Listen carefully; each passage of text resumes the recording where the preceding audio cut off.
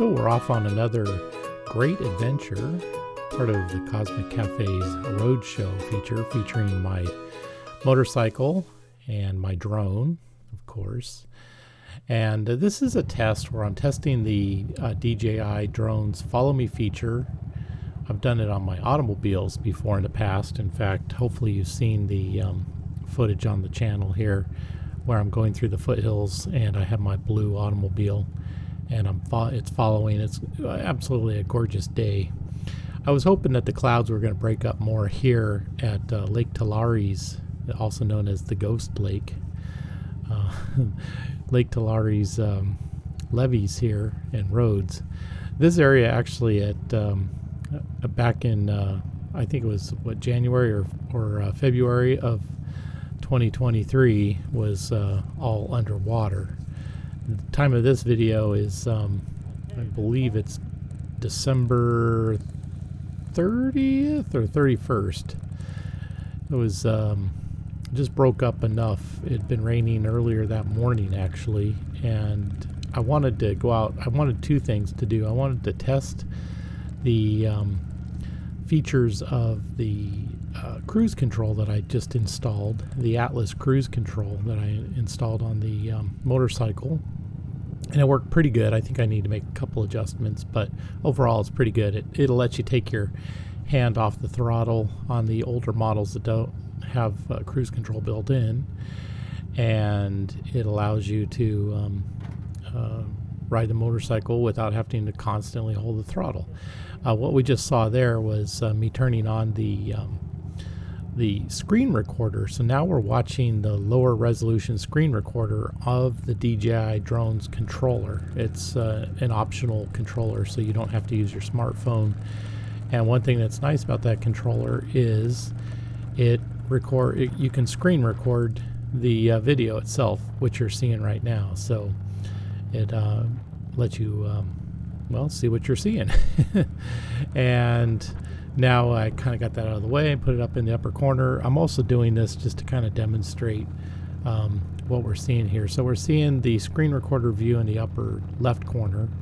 You see me there in the main screen. That's the drone following me, and that's the 4K resolution from the drone.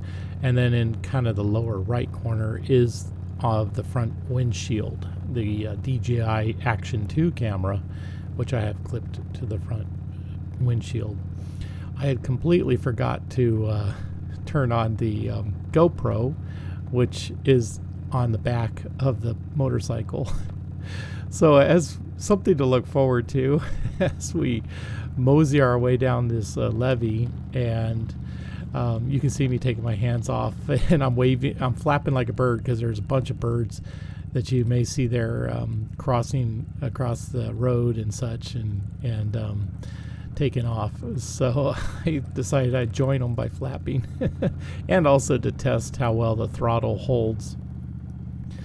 That Atlas cruise control retrofit for the motorcycle works pretty good. Like I said, though, I do have to make a few little adjustments on it, but yeah.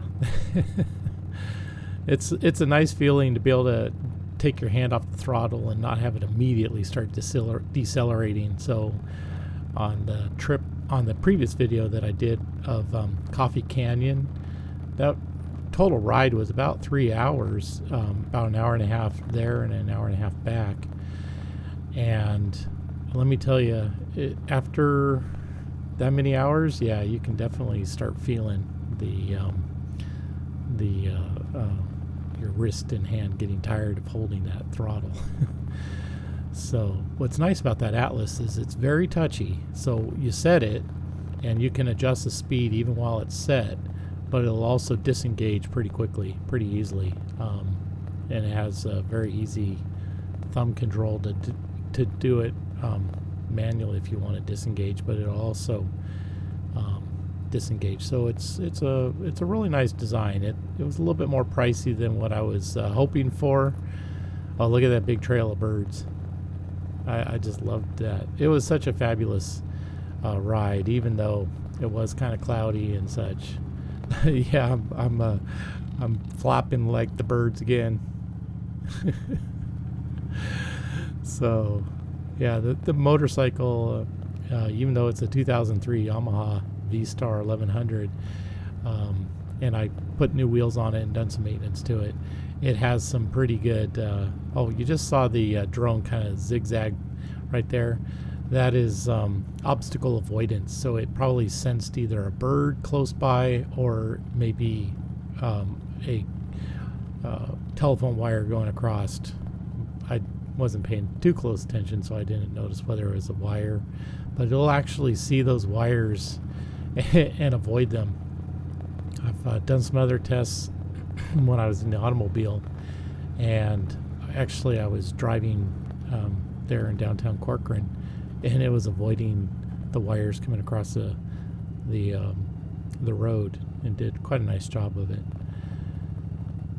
Over there on the right side of the levee, you can see a failed orchard. What a shame. All that was flooded just close to a year ago now, back in early 2023 when the whole lake flooded. And so that orchard has been underwater ever since. So all those trees are quite dead. And what a shame. I'm sure the rancher that put in all those trees was looking forward to a bountiful harvest, not having them all flooded. So that's one of the evidences of the destruction.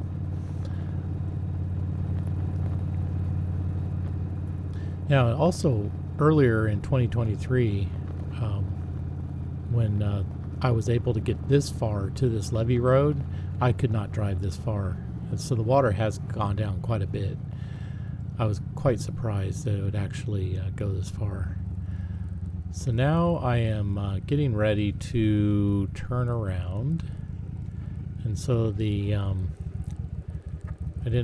motorcycle kind of started. I felt like it was sinking in the dirt there a little bit. The motorcycle is about 650, 680 pounds by itself, plus my extra weight, which I'm not going to reveal in this video. Okay, so now the drone is looking at me, and the windshield view in the lower right, you can see where my hand is and everything. I was kind of adjusting it and such. It's looking at the drone. The drone is looking down at us, and you can see that little spot there by the guy wires. The drone just kind of floating there. And of course, you can see the controller view of me, and you can see the green little dot. It's tracking me. And that's where I just realized that the GoPro had been off all this time. I was like, nuts. And so I turned on that rear view, obviously, because you saw me looking at it. I think I bleeped out the curse words that I had made at that time, or they're certainly indistinguishable now. So yeah, I give a little wave to the drone and everything, and we shall proceed forward. Most of the trip back is going to be sped up at about 400% speed. So I give you a little bit of a look of the from the reverse view. I believe it's going to pop up here, and you're going to be able to watch the drone follow me.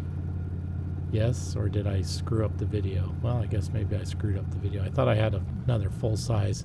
It was pretty shaky. Oh wait, no, maybe this is where this is where I switched the reverse view, because the controller, it had a message on the screen that I decided to cover over.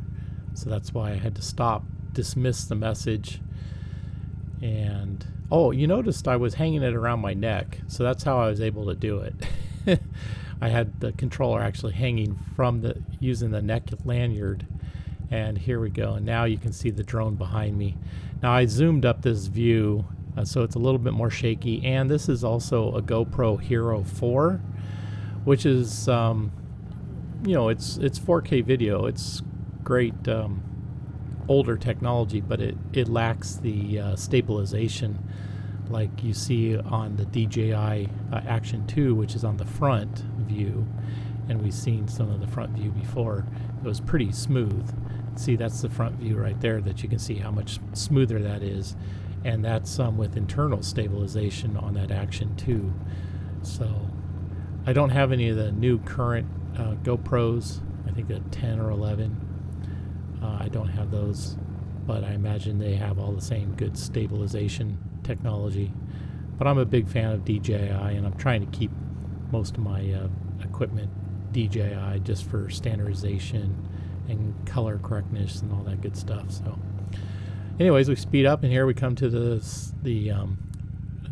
basically the end of the road and the stop sign, and here's where we get to watch myself from the drone as it lands. And you can see in the right there, the reverse view, that's from the DJI. You can see the drone landing as well. So thank you again for watching another great adventure, and please like, subscribe, and comment. I really appreciate it. Bye bye. Well, I'm going to wave here. Bye.